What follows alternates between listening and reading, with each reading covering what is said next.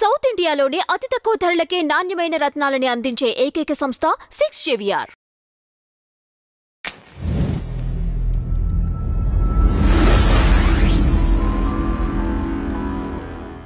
మీకు ఎంత ఏజ్ ఉన్నప్పుడు మీరు ఇలా జెండర్ చేంజ్ అయ్యింది?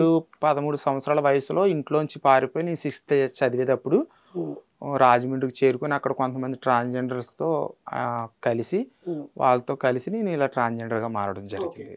సో ట్రాన్స్జెండర్గా మీరు మారడానికి మీకు ఇంట్లో పరిస్థితులు ఏమైనా ఎదురైనాయా, లేకపోతే మీరు ఓన్ డెసిషన్ అంటే మన బాడీలో హార్మోన్స్ ఉండడం సమస్యల వల్ల నేను మారడం అయితే కాదు. నా హార్మోన్స్ నేను చిన్నప్పటి నుంచి కూడా 6th 5th చదివేటప్పుడు మా అక్క గౌన్లు వేసుకోవడం, గుడి దగ్గర డ్యాన్సులు చేయడం, ఆడుకోవడం, ఇలా సినిమా పాటలకి డ్యాన్సులు చేయడం, ఇవన్నీ చేస్తుంటే ఏదో చిన్నపిల్లోడు కదా అని చెప్పేసి మా ఇంట్లో వాళ్ళు ఊరుకునేవారు. అలాగలాగా వయసు పెరిగే కొద్దీ నాకు పూర్తిగా హార్మోన్స్ ప్రాబ్లం అయితే నాకు తెలిసింది. నేను అబ్బాయిని కాదు, నాకు మొత్తం కూడా అమ్మాయి ఫీలింగ్సే ఉన్నాయని ఆ ఇంట్లో ఒప్పుకోరు కాబట్టి పారిపోవడం జరిగింది. పారిపోయి అక్కడి నుంచి మారి కొన్నాళ్ళకి మళ్ళీ ఇంట్లో తెలిసేటప్పటికి నన్ను తీసుకెళ్ళి కొట్టడం తిట్టడం చేసి హాస్పిటల్ అంటే మారాక మీరు జెండర్ చేంజ్ అయ్యాకనా అవుతున్నాను అనగా ఆపరేషన్ ఇంకా సర్జరీ పెంచుకోవడం ఉండడం వల్ల ఇవన్నీ చూసి ఆడపిల్ల తయారైపోతుందని చెప్పి కొట్టడం తిట్టడం హాస్పిటల్ తీసుకెళ్ళి రాజమండ్రిలో దానవాయిపేటలో చూపించి బ్లడ్ టెస్ట్లు అవి చేయించి తర్వాత డాక్టర్లు చెప్పారు హార్మోన్స్ ప్రాబ్లమ్స్, ఇలా ఫ్రీగా వదిలేస్తే కనుక మీ కళ్ళ ముందే ఉంటాడు, లేదంటే దూరంగా ఇలాంటి వాళ్ళు ఎక్కడికైనా వెళ్ళిపోతూ ఉంటారు, ఎక్కువగా దూరం ఢిల్లీ ముంబై అటు సైడ్ వెళ్ళిపోతుంటారు, మీకు కనిపించుకోకుండా పోవడం కంటే ఎదురుగా ఉండి బతకడం మీకు ఇది కదా, కొంచెం ఫ్రీగా వదిలేయండి అంటారు.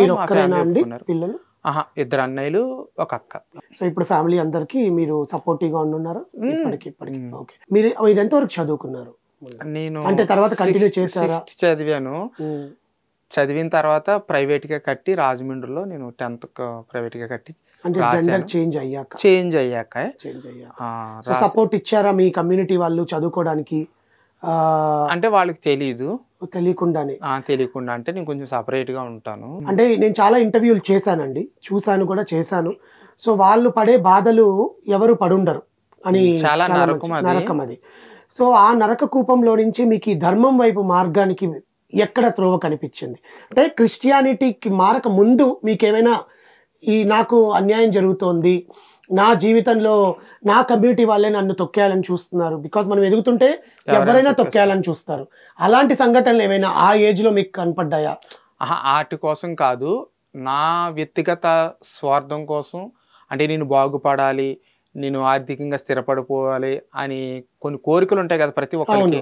ఈ విషయంపై మా అక్కల ఇంటి దగ్గర ఉండేదాన్ని. నేను ట్రాన్స్ కమ్యూనిటీలో తక్కువ ఉన్నాను, నేను ఎక్కువగా లేను, ఫ్యామిలీస్ దగ్గర ఎక్కువ ఉన్నాను. ఉండడం వల్ల అక్కడ చుట్టుపక్కల ఉన్నటువంటి క్రైస్తవులు మీరు దేవుడిని నమ్ముకుంటే కోరికలు తీరుతాయి, దేవుడు నిజమైన దేవుడు, అలాగేలాగానే కొన్ని ఆశలకి కోరికలకి లోబరుచుకుని తెలిసి తెలియని వయసు 20 సంవత్సరాలు 22 సంవత్సరాల్లో మంచి యవ్వన వయసులో కదా వాళ్ళు అలా చూడడంలో నేను అలా మారడం జరిగింది.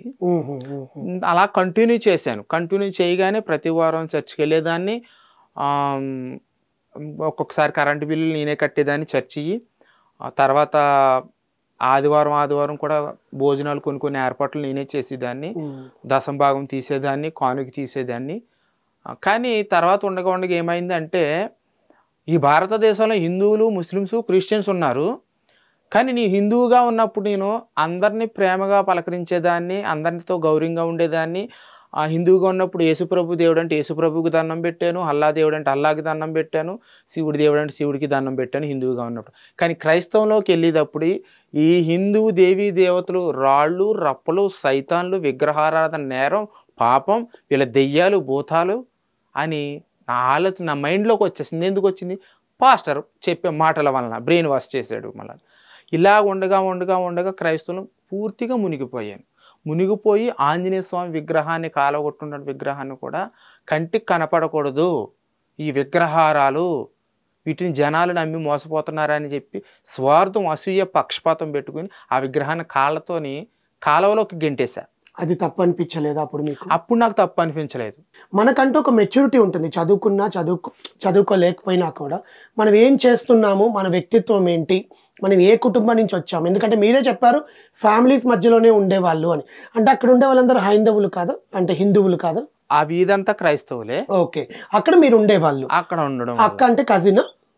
మా సొంత అక్క.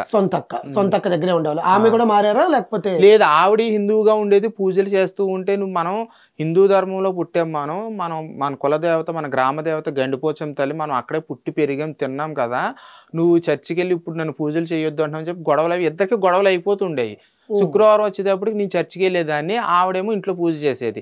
ఆ రోజు ఇంక ఇంట్లోకి వెళ్ళేదాన్ని కాదు, పూజ చెయ్యొద్దు అని చెప్పి గొడవ పెట్టి వెళ్ళి చర్చిల దగ్గరికి వెళ్ళి పడుకునేదాన్ని, లేదా ఎవరింటికన్నా వెళ్ళి పడుకునేదాన్ని. ఇంత జరుగుతున్నప్పుడు మీకు ఒక్కసారి కూడా అనిపించలేదా నా ఫ్యామిలీ నాకు ఇంపార్టెంట్, నా హిందుత్వం అనేది పక్కన పెడితే పెరిగిన వాతావరణం అనేది ఉంటుంది కదా, మనము పెరగబోయేది వదిలేయండి, ఇంతవరకు పెరిగింది అనేది ఉంటుంది కదా, అది మీకు గుర్తుకు రాలేదా? లేదు, నాకు క్రైస్తవ్యం ఇంపార్టెంట్.